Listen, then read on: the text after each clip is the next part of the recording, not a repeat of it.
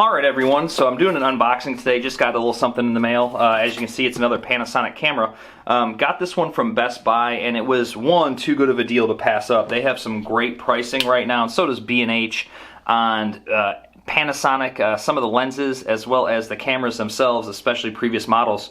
But this is the Panasonic GX85, and the reason I picked this up, I have one main camera right now. It's the G85, which is that DSLR form factor. It's got the full articulating screen, and that's my main camera.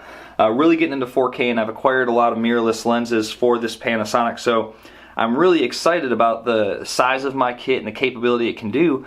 But, you know, having a backup camera or another camera to where I can shoot some B-roll stuff or a secondary angle while I'm recording is what I'm really looking for, you know, because currently it would be my cell phone or potentially GoPro, and that's, to me, that's just not good enough. So the great thing about staying within the platform is all my lenses are compatible, and I had thought about doing, you know, the point and shoot from Panasonic, the LX10 that just came out, because it does have an articulating screen as well as you know, a great focal length on there, and the ability for that point and shoot. However, for the cost of it, that thing's running $699 right now. Best Buy currently, and normally, you know, for about $900 you would have gotten the Panasonic here, the GX85. But Best Buy right now had a kit where you got the GX85, which basically has the in-body image stabilization.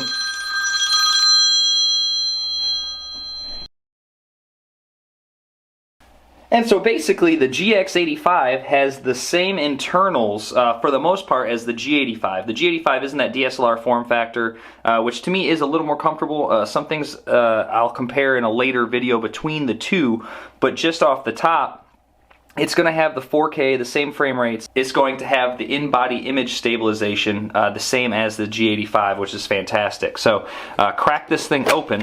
And my thinking behind getting it is, you know, being able to utilize that same lens platform, you know, being able to do macro shots, or even when I'm out doing wildlife photography or video, being able to have my larger lens on my G85, and then having the GX85 as a secondary camera. But the thing, what I was saying with the pricing, this guy came in about the same price as that LX10 point and shoot.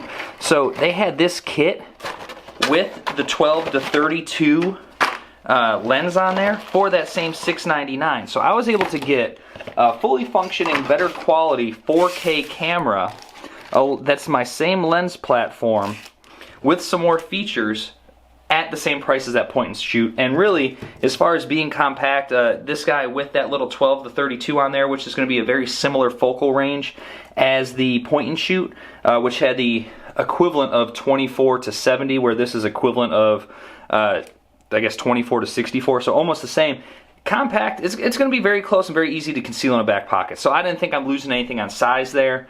The big thing for me was, so I gained this at the same price point.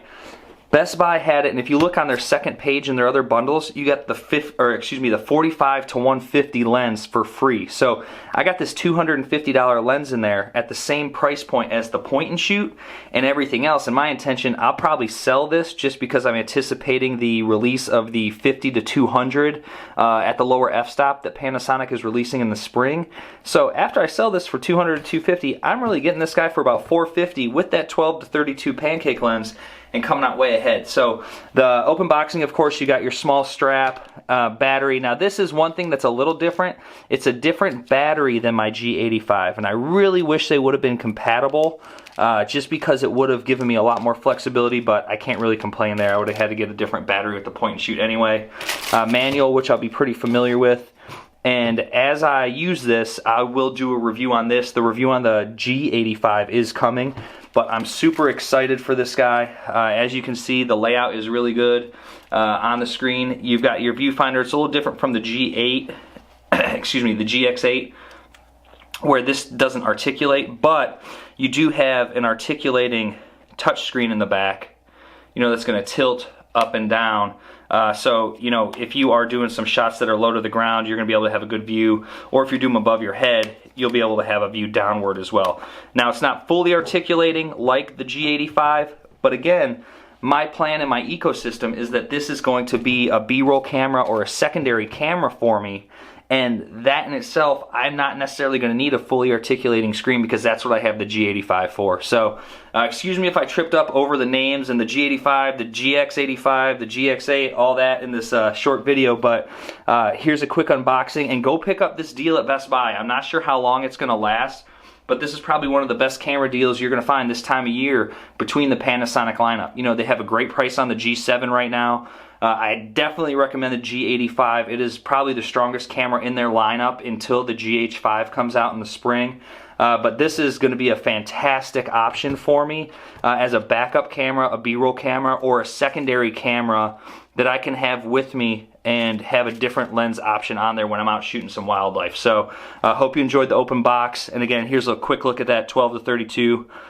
Has its little cap on there, and it telescopes in and out. So I'm really excited about this one, and enjoy. And if you have any questions about Panasonic or mirrorless, hit me in the comments. Remember to subscribe, like this video, and check out my other social media. Thank you. Go tell your friends.